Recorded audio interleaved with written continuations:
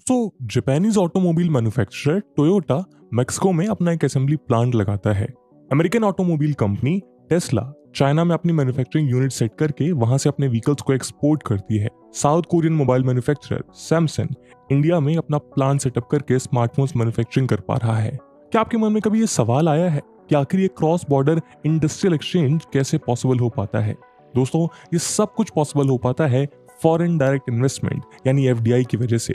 FDI की वजह से कंपनी दूसरे कंट्रीज में एक्सपांड कर पाती हैं और जिस कंट्री में ये एक्सपेंशन करती हैं वहां की इकोनॉमी को बेनिफिट मिलता है। एफडीआई के जरिए एक होस्ट कंट्री किसी बाहर की कंट्री से इन्वेस्टमेंट लेकर आता है जो वहां के इकोनॉमिक ग्रोथ और डेवलपमेंट में काफी हेल्पफुल होता है।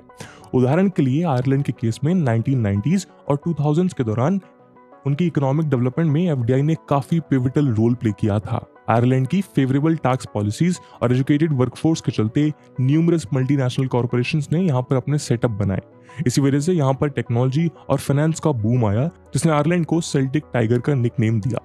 इसी तरह यूनाइटेड अरब एमिरेट्स की दुबई एमिरेट्स ने एफडीआई को यूटिलाइज करके अपनी इकोनॉमी को ऑयल से आगे डाइवर्सिफाई किया। दुबई ने फ्री ट्रेड जोन्स बनाए और इंसेंटिव ऑफर करके ग्लोबल बिजनेसेस और टूरिज्म का हब बन गया। बिजनेसेस के लिए दुबई में बिगेस्ट अट्रैक्शन था टैक्स रेट। आज भी दुबई में 0% इनकम टैक्स है और कुछ ही समय पहले 9% का कॉर्पोरेट टैक्स इंट्रोड्यूस किया गया है जो बाकी देशों के कंपैरिजन में काफी लो है। लेकिन दोस्तों, सारे कंट्रीज के अलावा एफडीआई के मामले में आज भी दुनिया का सबसे बड़ा रेसिपिएंट चाइना है। चाइना ने अग्रेरियन इकोनॉमी से ग्लोबल इकोनॉमिक पावर हाउस बनने के लिए एक लंबा सफर तय किया है। इसका बहुत बड़ा क्रेडिट एफडीआई के सक्सेसफुल यूटिलाइजेशन को भी जाता है। चाइना ने लेट 1970s में अपने देश में एफडीआई का रास्ता खोला जिसकी वजह से वहां इकोनॉमिक ट्रांसफॉर्मेशन, रैपिड इंडस्ट्रियलाइजेशन और ग्रोथ देखने को मिली। जब चाइना ने अपने यहाँ एफडीआई के दरवाजे खोले तो मल्टीनेशनल कॉर्पोरेशंस ने चाइना के वास्ट मार्केट पोटेंशियल और कॉस्ट एफिशिएंट लेबर फोर्स को पहचान लिया जिसकी वजह से एफडीआई में सडनली उछाल देखा गया। चाइना में एफडीआई के मैसिव सर्च के लिए कई फैक्टर्स रिस्पॉन्सिबल थे। सबसे पहले इन्वेस्टमेंट पॉलिसीज और रेगुलेशंस को लिबरलाइज किया गया। उसके बाद फेज्ड मैनर में स्पेशल इकोनॉमिक जोन्स और फ्री ट्रेड जोन्स स्टैब्लिश किए गए। एफडीआई का एक इंपॉर्टेंट पोर्शन इंफ्रास्ट्रक्चर को बिल्ड करने के लिए भी लगाया गया जिसकी वजह से एक सॉलिड फाउंडेशन बेस तैयार हुआ। चाइना ने एक लार्ज स्किल्ड और लो कॉस्ट लेबर फोर्स भी तैयार की और साथ ही एक्सपोर्ट ओरिएंटेड मैन्युफैक्चरिंग और टेक्नोलॉजी ट्रांसफर और इनोवेशन पर फोकस किया। लेकिन जिस टाइम ये सभी कंट्रीज एफडीआई का खुलकर फायदा उठा रही थी उस समय इंडिया में एफडीआई अट्रैक्ट करने के लिए कुछ खास स्टेप्स नहीं लिए गए। लेकिन अब अपनी इस गलती को महसूस करते हुए पिछले कुछ दशकों से भारतीय सरकार देश में एफडीआई के फ्लो को इंक्रीज करने के लिए इंपॉर्टेंट स्टेप्स ले रही है। इसका असर ये हुआ कि अप्रैल 2000 से लेकर मार्च 2023 तक इंडिया में टोटल $919 बिलियन का एफडीआई रिसीव किया गया। इसमें से 65% यानी लगभग $595 बिलियन एफडीआई अप्रैल 2014 से लेकर मार्च 2023 के बीच यानी सिर्फ पिछले 9 सालों में आया है। 2014 में भारत में टोटल $45.15 बिलियन का एफडीआई रिसीव किया गया और फिस्कल ईयर 2021-22 में इंडिया ने हाईएस्ट एवर एनुअल एफडीआई के फिगर को रिकॉर्ड किया जो था $83.57 बिलियन। इस दौरान service sector, computer software and hardware, trading, telecommunications और ऑटोमोबाइल सेक्टर ने सबसे ज्यादा एफडीआई को अट्रैक्ट किया। इंडिया के सभी स्टेट्स में हाईएस्ट एफडीआई महाराष्ट्र, कर्नाटक, गुजरात, दिल्ली और तमिलनाडु में आया। दोस्तों, आज के इस वीडियो में हम भारत में फॉरेन डायरेक्ट इन्वेस्टमेंट के बारे में एक डिटेल डिस्कशन करेंगे जिसमें हम जानेंगे कि इंडिया में एफडीआई काम कैसे करता है और गवर्नमेंट की किन पॉलिसीज की वजह से एफडीआई में इंक्रीज देखा गया। इस वीडियो की इंपॉर्टेंस यूपीएससी प्रीलिम्स और जीएस मेंस के इकोनॉमी सबसेक्शन में देखने को मिल सकता है। आसान भाषा में एफडीआई या फॉरेन डायरेक्ट इन्वेस्टमेंट भारत में किसी दूसरे देश में लोकेटेड कंपनी या इंडिविजुअल द्वारा किए जाने वाला इन्वेस्टमेंट है। यह हमारी कंट्री की इकोनॉमिक ग्रोथ का बेहद इंपॉर्टेंट ड्राइवर है क्योंकि ये देश में नॉन डेट फाइनेंशियल रिसोर्सेज का एक मेजर सोर्स है। दोस्तों, यहाँ नॉन डेट फाइनेंशियल रिसोर्सेज का मतलब एक ऐसी फंडिंग या कैपिटल से होता है जो एक कंपनी या एंटिटी बिना किसी डेट ऑब्लिगेशन के ऑब्टेन करती है। एफडीआई एफपीआई यानी फॉरेन पोर्टफोलियो इन्वेस्टमेंट से काफी अलग है जहां पर फॉरेन एंटिटी सिर्फ कंपनी के इक्विटी शेयर्स खरीदती है। वहीं एफडीआई के केस में शेयर के साथ साथ कंपनी के डे टू डे ऑपरेशंस में भी फॉरेन एंटिटी का आउटलुक भी होता है। जनरली एफडीआई का मतलब होता है अगर कोई फॉरेन एंटिटी किसी दूसरे देश की कंपनी में ओनरशिप एक्वायर करके शेयर्स को खरीद ले या फिर अपना बिजनेसेस वहां स्टैब्लिश करे। एफडीआई सिर्फ पैसे के इन्फ्लो से रिलेटेड नहीं है, बल्कि इसमें टेक्नोलॉजी, नॉलेज, स्किल्स और एक्सपर्टीज का भी इन्फ्लो दो एंटिटीज के बीच होता है। एफडीआई उन इकोनॉमीज में ज्यादा देखने को मिलता है जहां पर ग्रोथ का प्रोस्पेक्ट हो और स्किल्ड वर्कफोर्स भी मौजूद हो।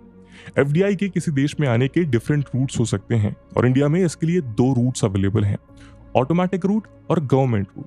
ऑटोमेटिक रूट से इन्वेस्टमेंट करने वाले फॉरेन इन्वेस्टर्स को गवर्नमेंट या आरबीआई से प्रायर अप्रूवल लेने की जरूरत नहीं होती। आज medical devices, thermal power, insurance, infrastructure company, ports and shipping, railway infrastructure, pension, power exchanges और पेट्रोलियम रिफाइनिंग पीएसयूज जैसी फील्ड्स में ऑटोमेटिक रूट से एफडीआई अलाउड है। वहीं गवर्नमेंट रूट से आने वाले एफडीआई को गवर्नमेंट से अप्रूवल लेना होता है। इसके लिए फॉरेन इन्वेस्टमेंट फैसिलिटेशन पोर्टल के जरिए एक एप्लीकेशन को फाइल करना पड़ता है और ये पोर्टल सिंगल विंडो क्लियरेंस को फैसिलिटेट करता है। इसके बाद इस एप्लीकेशन को रिस्पेक्टिव मिनिस्ट्री या एफआईआर डिपार्टमेंट में फॉरवर्ड कर दिया जाता है, जहां डीपीआईआईटी यानी department for promotion of industry and internal trade से कंसल्ट करके इसे अप्रूव या रिजेक्ट किया जाता है। उदाहरण के लिए broadcasting content services, banking and public sector, food products, retail trading, core investment company, multi brand retail trading, print media और सैटेलाइट एस्टैब्लिशमेंट और ऑपरेशंस, इन फील्ड्स में एफडीआई गवर्नमेंट रूट के थ्रू अलाउड है। कुछ सेक्टर्स ऐसे भी हैं जहां पर एफडीआई पूरी तरह प्रोहिबिटेड है। उदाहरण के लिए एग्रीकल्चर और प्लांटेशन एक्टिविटीज, जिसमें horticulture, fisheries, T, plantation, pisciculture, animal husbandry शामिल हैं। Atomic energy generation, lotteries, investment इन चिट फंड्स, कोई भी गैम्बलिंग या बेटिंग बिजनेस, सिगार, सिगरेट या फिर टोबैको इंडस्ट्री, हाउसिंग और real estate except townships, commercial projects etcetera. Investors को एफडीआई फैसिलिटेट करने के लिए गवर्नमेंट ऑफ इंडिया का ऑनलाइन सिंगल पॉइंट इंटरफेस मौजूद है। इसका नाम है फॉरेन इन्वेस्टमेंट फैसिलिटेशन पोर्टल। इसे department for promotion of industry and internal trade, जो कि मिनिस्ट्री ऑफ कॉमर्स के अंदर आता है, उसी के द्वारा एडमिनिस्टर किया जाता है। दोस्तों, एफडीआई से एक कंट्री को काफी एडवांटेजेस मिलते हैं। एफडीआई इकोनॉमिक ग्रोथ के लिए फाइनेंशियल रिसोर्सेज के साथ साथ नई टेक्नोलॉजी, स्किल और नॉलेज लेकर आता है। लोगों के लिए और अधिक एम्प्लॉयमेंट अपॉर्चुनिटीज को जनरेट करता है, कंट्री में कॉम्पिटिटिव बिजनेस एनवायरनमेंट क्रिएट करता है और प्रोडक्ट और सर्विसेज की क्वालिटी को इंप्रूव करता है। लेकिन एफडीआई के साथ काफी सारे डिसएडवांटेजेस भी जुड़े हैं। इससे डोमेस्टिक इन्वेस्टमेंट और डोमेस्टिक कंपनीज पे एक नेगेटिव इम्पैक्ट पड़ सकता है। एफडीआई के थ्रू आने वाली मल्टीनेशनल कंपनीज के चैलेंजेस को कई बार छोटी कंपनीज फेस नहीं कर पाती और इसीलिए इंक्रीज्ड एफडीआई के दौरान डोमेस्टिक फर्म्स के बंद होने का भी बहुत रिस्क बढ़ जाता है। सिर्फ इतना ही नहीं, एफडीआई से किसी कंट्री के एक्सचेंज रेट्स भी इफेक्ट हो सकते हैं। लेकिन अगर हम पॉजिटिव नेगेटिव्स को कंपेयर करें तो ओवरऑल भारत जैसे एक डेवलपिंग कंट्री के लिए एफडीआई का आना बहुत बहुत जरूरी है। और इन एडवांटेजेस को देखते हुए गवर्नमेंट ने एफडीआई को बढ़ाने के लिए कुछ इनिशिएटिव्स लिए हैं। उदाहरण के लिए 2019 में कोल माइनिंग एक्टिविटीज में 100% एफडीआई को परमिट किया गया, जिसने एफडीआई इनफ्लो को इंप्रूव किया। मैन्युफैक्चरिंग में एफडीआई ऑलरेडी 100% ऑटोमेटिक रूट के अंडर आती है और 2019 में गवर्नमेंट ने ये क्लैरिफाई किया कि जो इंडियन एंटिटीज कॉन्ट्रैक्ट मैन्युफैक्चरिंग में एंगेज्ड हैं, उन्हें भी 100% एफडीआई अलाउ कर दिया गया है। डिजिटल सेक्टर में भी गवर्नमेंट ने 26% एफडीआई को मंजूरी दे दी, क्योंकि इस सेक्टर के पास हाई रिटर्न कैपेबिलिटीज हैं। सिमिलरली 2020 में इलेक्ट्रॉनिक्स मैन्युफैक्चरिंग के लिए प्रोडक्शन लिंक्ड इंसेंटिव स्कीम को लॉन्च किया गया था। इनके अलावा दोस्तों, दो ऐसे रिफॉर्म्स थे जिन्होंने इंडिया में एफडीआई को सबसे ज्यादा पुश दिया है और वो रिफॉर्म्स हैं टैक्स रिफॉर्म्स और इम्प्लीमेंटेशन ऑफ जीएसटी। देखिए, 1991 में गवर्नमेंट ने इंडियन इकोनॉमी को ओपन करते हुए एलपीजी यानी लिबरलाइजेशन, प्राइवेटाइजेशन और ग्लोबलाइजेशन को इंट्रोड्यूस किया। उस साल के हिस्टोरिक बजट में कॉर्पोरेट टैक्स को 45% कर दिया गया था, जो पहले 40% हुआ करता था। लेकिन अब इंडिया ने एक लंबा रास्ता तय करते हुए टैक्स रिफॉर्म्स लेकर कॉर्पोरेट टैक्स को लगभग आधा कर दिया है, जिसने इंडिया को ग्लोबली और ज्यादा कॉम्पिटिटिव बना दिया है। लोकसभा ने कुछ समय पहले ही कॉर्पोरेट टैक्स रेट्स को रिड्यूस करने के लिए एक बिल पास किया। टैक्सेशन लॉ बिल 2019 के अंतर्गत एग्जिस्टिंग बिजनेसेस के लिए बेस कॉर्पोरेट टैक्स को 30% से घटाकर 22% कर दिया गया और न्यू मैन्युफैक्चरिंग फर्म्स के लिए 25% से घटाकर 15%। गवर्नमेंट को उम्मीद थी कि लोअर टैक्स रेट से डोमेस्टिक कंपनीज को ग्रो करने में मदद मिलेगी और साथ ही मैन्युफैक्चरिंग सेक्टर में नई इन्वेस्टमेंट को अट्रैक्ट किया जा सकेगा। इस टैक्स रिफॉर्म के पहले इंडिया का कॉर्पोरेट टैक्स रेट बाकी रीजनल देशों के मुकाबले कंपैरेटिवली हाई हुआ करता था, लेकिन इस रिफॉर्म के बाद इंडिया की कंपनीज को ब्राजील, अर्जेंटीना और मेक्सिको जैसी दूसरी इमर्जिंग इकोनॉमीज के कंपैरिजन में कम टैक्स पे करना पड़ता है। इस टैक्स कट के बाद बिजनेसेस का और ज्यादा एक्सपेंशन हुआ, क्योंकि बिजनेसेस के हाथ में और भी ज्यादा पैसा बचेगा जिसे वो पुरानी या नई फर्म्स में इन्वेस्ट कर सकते हैं। हालांकि समझना भी जरूरी है कि टैक्स रिडक्शन की वजह से इकोनॉमिक एक्टिविटी भी स्लो डाउन होती है, क्योंकि गवर्नमेंट के पास पहले के मुकाबले कम टैक्स आता है। एक पब्लिकेशन के मुताबिक इस टैक्स रिडक्शन से गवर्नमेंट को करीब 1.45 लाख करोड़ का नुकसान होना था, जो कि जीडीपी का 0.7% है। भारत की जीडीपी का फिस्कल डेफिसिट 3.3% था, जो इस टैक्स रिडक्शन के बाद बढ़कर 4% हो गया। लेकिन अगेन जब इस स्टेप का रिस्क एनालिसिस किया गया तो कहीं ना कहीं भारत के कॉर्पोरेट इकोसिस्टम के लिए इन टैक्सेस को रिड्यूस किया जाना काफी इंपॉर्टेंट था। दूसरा टैक्स रिफॉर्म था गुड्स एंड सर्विसेज टैक्स का इंट्रोडक्शन, जिसे 1 जुलाई 2017 को इंप्लीमेंट किया गया। जीएसटी का इंप्लीमेंटेशन एक मेजर टैक्स रिफॉर्म था, जिससे एक्सपेक्टेशन थी कि ये टैक्स सिस्टम को सिंप्लीफाई कर देगा, बिजनेसेस के कंप्लायंस की बर्डन को रिड्यूस कर देगा और इकोनॉमिक ग्रोथ को बूस्ट करेगा। जीएसटी एक कॉम्प्रिहेंसिव इनडायरेक्ट टैक्स सिस्टम है, जिसमें एक्साइज ड्यूटी, सर्विस टैक्स और वैल्यू एडेड टैक्स जैसे एग्जिस्टिंग सेंट्रल और स्टेट टैक्सेस को सम अप कर दिया गया। इसके इंप्लीमेंटेशन के बाद इंडियन इकोनॉमी में काफी सारे पॉजिटिव इंपैक्ट्स और बेनिफिट्स देखने को मिले, जिनमें से एक positive impact foreign direct investment पर भी पड़ा। ऐसा माना जाता है कि जीएसटी ने एफडीआई को इंक्रीज करने में हेल्प की। जीएसटी ने इंडिया में गुड्स और सर्विसेज के लिए एक सिंगल मार्केट क्रिएट कर दी, जिसने फॉरेन कंपनीज के लिए इंडिया में बिजनेसेस करना आसान बना दिया। इससे मैन्युफैक्चरिंग, रिटेल और दूसरे सेक्टर में फॉरेन इन्वेस्टमेंट्स में इंक्रीज देखने को मिला। जीएसटी ने बिजनेसेस के लिए टैक्स कंप्लायंस प्रोसेस को भी सिंप्लीफाई किया और अब उन्हें मल्टीपल टैक्स रूल्स और रेगुलेशंस के साथ डील नहीं करना पड़ता। इसके साथ ही जीएसटी ने टैक्स सिस्टम में ट्रांसपेरेंसी को भी इंप्रूव किया, जिससे फॉरेन इन्वेस्टर्स इंडिया में इन्वेस्ट करने से पहले रिस्क और अपॉर्चुनिटीज को एसेस कर पाते हैं। ट्रांसपेरेंसी बढ़ने से फॉरेन इन्वेस्टर्स का कॉन्फिडेंस भी बढ़ा। सिर्फ इतना ही नहीं, जीएसटी ने डोमेस्टिक और फॉरेन कंपनीज के लिए एक लेवल प्लेइंग फील्ड तैयार कर दी, जो इंडिया को एफडीआई के लिए अट्रैक्टिव डेस्टिनेशन बनाता है। ऐसा इसलिए क्योंकि जीएसटी के पहले डिफरेंट स्टेट्स में डिफरेंट टैक्सेस एग्जिस्ट करते थे और इसीलिए कंपनीज को टैक्स से रिलेटेड एडवांटेज और डिसएडवांटेज को देखते हुए बिजनेस एक्सपेंशन के बारे में सोचना पड़ता। स्पीड और एफिशिएंसी की इस मॉडर्न दुनिया में इकोनॉमिक ग्रोथ और ग्लोबल कॉम्पिटिटिवनेस को बढ़ाने में लॉजिस्टिक्स का रोल क्रिटिकल है। इस चीज को रिकॉग्नाइज करते हुए Indian prime minister Narendra Modi ने सितंबर 2022 में नेशनल लॉजिस्टिक्स पॉलिसी को इंट्रोड्यूस किया। नेशनल लॉजिस्टिक्स पॉलिसी के काफी सारे ऑब्जेक्टिव्स हैं, जिनमें सबसे पहला ऑब्जेक्टिव है लॉजिस्टिक्स कॉस्ट को रिड्यूस करना। करंटली भारत में लॉजिस्टिक कॉस्ट जीडीपी का टोटल 14% है, जो डेवलप्ड इकोनॉमी की कंपैरिजन में काफी ज्यादा है। उदाहरण के लिए यूनाइटेड स्टेट्स ऑफ अमेरिका ने लॉजिस्टिक्स के क्षेत्र में ग्लोबल बेंचमार्क सेट किया है। वहां लॉजिस्टिक कॉस्ट जीडीपी का 8% है। नेशनल लॉजिस्टिक्स पॉलिसी को इंप्लीमेंट करके इंडिया में लॉजिस्टिक्स कॉस्ट को 8% पर लाने का प्लान है। दूसरा ऑब्जेक्टिव है मल्टी मॉडल लॉजिस्टिक्स कोऑर्डिनेशन को एनहांस करना। देखिए, ट्रेडिशनली इंडिया अपने लॉजिस्टिक्स के लिए रोड ट्रांसपोर्ट पर हेवीली डिपेंडेंट है, जबकि डेवलप्ड कंट्रीज हमेशा रेलवेज को प्रायोरिटी देती हैं। इसका सीधा सा कारण है कि ये रोड के मुकाबले रेलवेज काफी सस्ता ट्रांसपोर्टेशन मीडियम है। नेशनल लॉजिस्टिक्स पॉलिसी का एम है कि रोड, रेलवेज, वाटरवेज और एयरवेज के बीच बेटर कोऑर्डिनेशन स्टैब्लिश किया जाए। इससे किसी एक पर्टिकुलर मोड ऑफ ट्रांसपोर्टेशन पर ओवर डिपेंडेंसी को कम करने में मदद मिलेगी और डिफरेंट ट्रांसपोर्टेशन ऑप्शन के यूज को ऑप्टिमाइज किया जा सकेगा।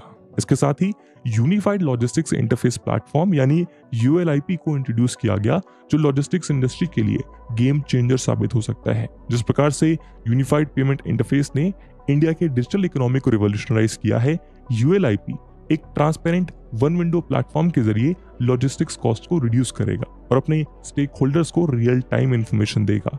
इसके अलावा दोस्तों, भारत रिवर्स लॉजिस्टिक्स के मामले में भी एक सिग्निफिकेंट चैलेंज फेस करता है। यानी कोई भी ट्रक जब गुड्स को डिलीवर कर देता है तो उसे वहां से खाली ही रिटर्न करना पड़ता है। इस इनएफिशिएंसी की वजह से ट्रांसपोर्टेशन कॉस्ट बढ़ती है और ओवरऑल लॉजिस्टिक इकोसिस्टम पर नेगेटिव इंपैक्ट पड़ता है।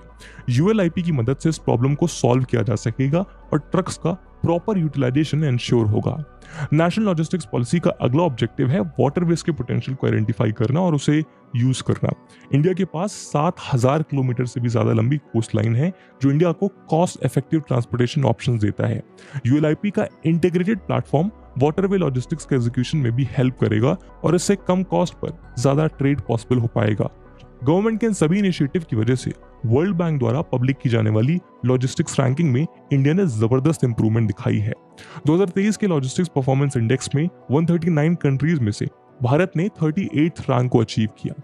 वहीं इसके पहले भारत 44th पर काबिज था। नेशनल लॉजिस्टिक्स पॉलिसी का एम है कि इस इंडेक्स में 2030 तक भारत की रैंकिंग 25th तक लेकर आए। दोस्तों, इस इंडेक्स में टोटल 6 इंडिकेटर्स होते हैं। इसमें से 4 इंडिकेटर्स में इंडिया ने रिमार्केबल इंप्रूवमेंट दिखाई है। उदाहरण के लिए गवर्नमेंट द्वारा मल्टी मॉडल कनेक्टिविटी को इंप्रूव करने के लिए गति शक्ति इनिशिएटिव लॉन्च किया गया था। गति शक्ति इनिशिएटिव के कारण इंडिया में एवरेज ड्वेल टाइम यानी पोर्ट्स पे एवरेज वेटिंग टाइम 3 दिन तक आ चुका है, जो यूएसए और जर्मनी जैसी डेवलप्ड कंट्रीज में 7 से 10 दिन के बीच है। यानी हमने कई सारी डेवलप्ड कंट्रीज को भी कुछ इंडिकेटर्स में सरपास किया है। सिर्फ इतना ही नहीं, सागरमाला जैसे इनिशिएटिव्स जो पोर्ट कनेक्टिविटी को इंप्रूव कर रहे हैं और भारतमाला जैसे इनिशिएटिव्स जो रोड कनेक्टिविटी को इंप्रूव कर रहे हैं, उनकी वजह से भी लॉजिस्टिक्स एफिशिएंसी इंप्रूव हुई है। इसके चलते देश में बिजनेस एनवायरनमेंट और ज्यादा रोबस्ट हुआ है। इसके चलते इस मार्केट की पोटेंशियल से मैक्सिमम प्रॉफिट अर्न करने के लिए भारत में एफडीआई पंप इन की जा रही है। तो फॉरेन डायरेक्ट इन्वेस्टमेंट और पॉलिटिकल स्टेबिलिटी के बीच एक बहुत क्रूशियल लिंकेज होता है। पॉलिटिकल स्टेबिलिटी का मतलब है किसी कंट्री के पॉलिटिकल सिस्टम की स्मूथ फंक्शनिंग, यानी किसी मेजर डिसरप्शन, कॉन्फ्लिक्ट या लीडरशिप में सडन चेंज के बिना पॉलिटिकल सिस्टम स्मूथली फंक्शन करता है।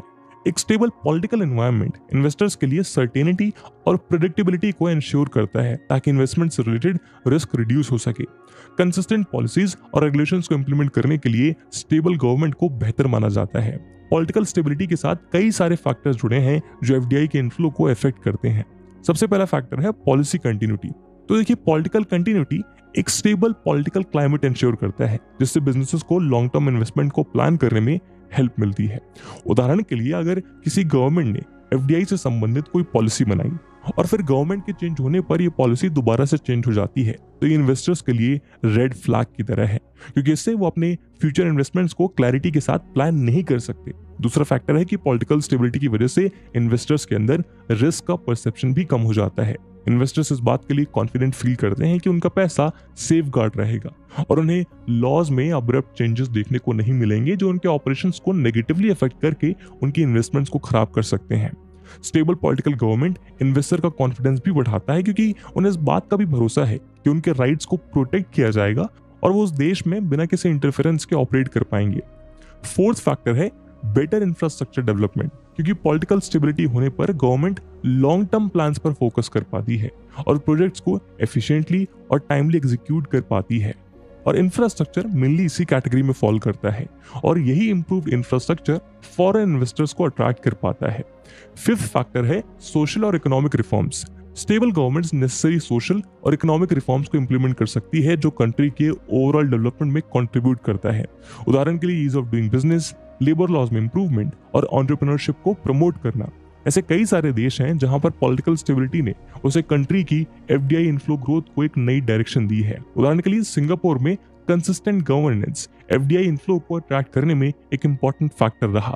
क्लीन और ट्रांसपेरेंट रेगुलेटरी फ्रेमवर्क को इन्वेस्टर्स द्वारा अप्रिशिएट किया जाता है और इसलिए सिंगापुर साउथ ईस्ट एशिया में एक मेजर फाइनेंशियल हब और बिजनेस बन पाया है। इसी तरह जर्मनी में भी पॉलिटिकल स्टेबिलिटी ने अलग अलग सेक्टर्स में एफडीआई को बढ़ाने में हेल्प की है। इसलिए सिर्फ सेंट्रल गवर्नमेंट ही नहीं बल्कि स्टेट गवर्नमेंट्स की भी पॉलिटिकल स्टेबिलिटी एफडीआई को अट्रैक्ट करने के लिए काफी मायने रखती है और सरकारों को इस तरफ ध्यान देना चाहिए कि अपने पॉलिटिकल गेन्स के लिए ऐसी सरकारों को बनाना जो स्टेबल ना हो। उससे ना सिर्फ देश का पॉलिटिकल इकोसिस्टम खराब होता है बल्कि देश की इन्वेस्टमेंट्स को भी भारी नुकसान मिलता है। इसके अलावा पार्टीज के अंदर एक कोऑर्डिनेशन भी आ सकता है, जैसे कि भले ही किसी पार्टी की गवर्नेंस चेंज हो जाए पर अगर पॉलिसीज में कंसिस्टेंसी बनी हुई है तो इन्वेस्टर्स का कॉन्फिडेंस भी कंट्री में बना रहता है। दोस्तों देखिए, निश्चित तौर पर गवर्नमेंट के एफर्ट्स और पॉलिसीज के चलते एफडीआई में इंक्रीमेंट देखने को मिला है, लेकिन इसके अलावा एक और कारण है जिसकी वजह से फॉरेन इन्वेस्टर्स इंडिया की इकोनॉमी में इतना इंटरेस्ट दिखा रहे हैं। अपने इमेंस साइज, डाइवर्स डेमोग्राफिक्स और रैपिड टेक्नोलॉजिकल एडवांसमेंट के चलते भारत अलग अलग सेक्टर्स में काफी सारी अपॉर्चुनिटीज ऑफर करता है। इंडिया की 1.4 बिलियन की पॉपुलेशन हमारे मार्केट पोटेंशियल को बताने के लिए काफी है। भारत की इतनी बड़ी पॉपुलेशन एक बहुत बड़ा कंज्यूमर बेस है जो different income levels, cultural backgrounds और रीजन्स में डिवाइडेड है। 2021 के एस्टिमेट के मुताबिक भारत में 43 करोड़ से ज्यादा मिडिल क्लास पॉपुलेशन मौजूद है और अब धीरे धीरे ये middle class population upper middle class में शिफ्ट होती जा रही है क्योंकि लोगों की इनकम सस्टेनेबिलिटी इंक्रीज हो रही है, क्योंकि लोगों की इनकम सब्सटेंशियली इंक्रीज हो रही है और इनकी बढ़ती इनकम के साथ साथ इस पूरे ग्रुप की डिमांड भी इंक्रीज हो रही है। साथ ही कई सारे लोग पॉवर्टी से बाहर आते हुए इस वास्ट कंज्यूमर बेस का हिस्सा बन रहे हैं। यूएन की रिपोर्ट के मुताबिक 2005 से 2021 के बीच 415 मिलियन लोग पॉवर्टी से बाहर आए हैं, जो एक काफी बड़ा नंबर है। सिर्फ इतना ही नहीं, भारत का यूथफुल डेमोग्राफिक प्रोफाइल भी एक डिस्टिंग्विशिंग फैक्टर है। इंडिया की करंट मीडियन एज लगभग 28 साल है, यानी हमारी कंट्री के पास एक सिग्निफिकेंट वर्कफोर्स और टेक सेवी यूथ का भी पूल मौजूद है। तो कुल मिलाकर हम कह सकते हैं कि भारत की कंसिस्टेंट इकोनॉमिक ग्रोथ और राइजिंग इनकम लेवल्स की वजह से इंडिया में एक वास्ट कंज्यूमर बेस तैयार हो चुका है, जो फॉरेन इन्वेस्टर्स के लिए एक बड़ी अपॉर्चुनिटी है।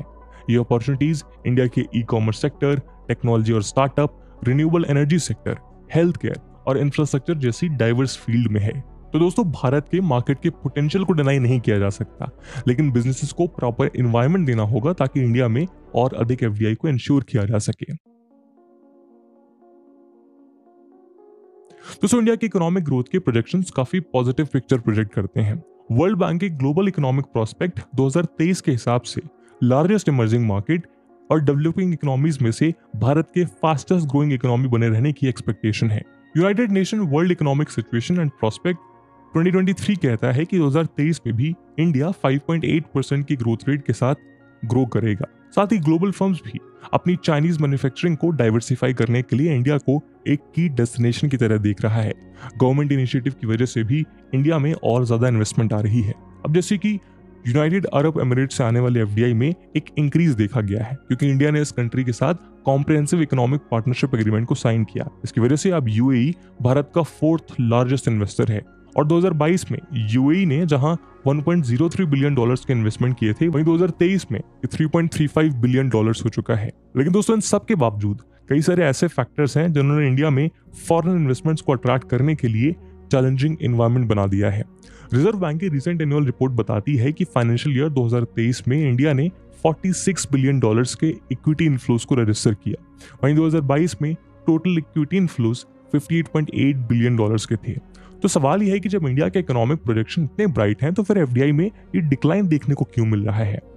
दोस्तों, एफडीआई में इस गिरावट के लिए tight monetary policy, global recessionary pressure और रशियन इन्वेजन जैसे जियोपॉलिटिकल फैक्टर्स रिस्पॉन्सिबल हैं। वहीं दूसरी तरफ मेक इन इंडिया इनिशिएटिव और प्रोडक्ट लिंक इंसेंटिव स्कीम जैसे डोमेस्टिक फैक्टर्स ने भी इंडिया को एफडीआई के इनफ्लोज में डिजायर्ड रिजल्ट को अचीव करने से रोका है।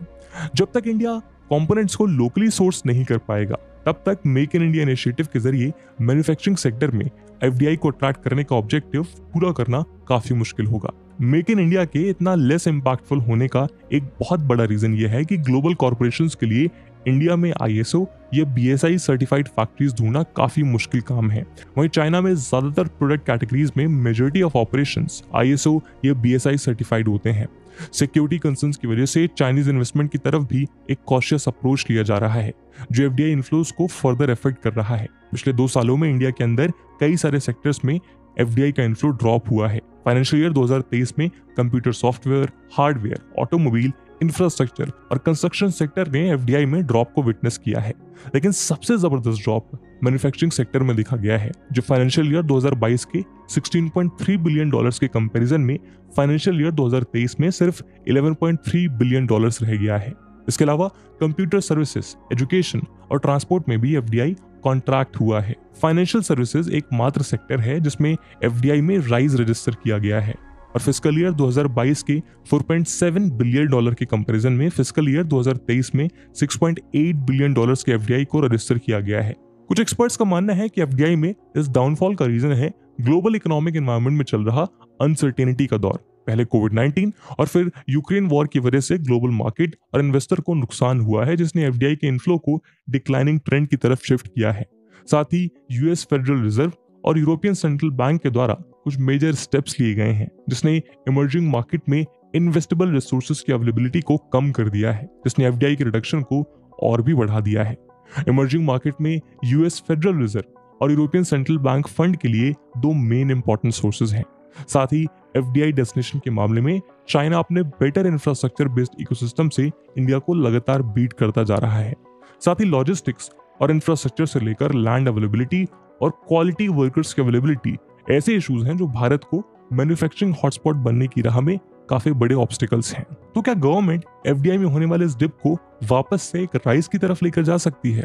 ये सवाल मुश्किल है, लेकिन गवर्नमेंट ने कुछ फेवरेबल पॉलिसीज को जरूर इंप्लीमेंट किया है। जैसे सरकार द्वारा सोर्सिंग रिक्वायरमेंट्स को रिलैक्स कर दिया गया है। कमर्शियल कोल माइनिंग और कॉन्ट्रैक्ट मैन्युफैक्चरिंग जैसे सेक्टर में 100% एफडीआई को अलाउ किया गया है।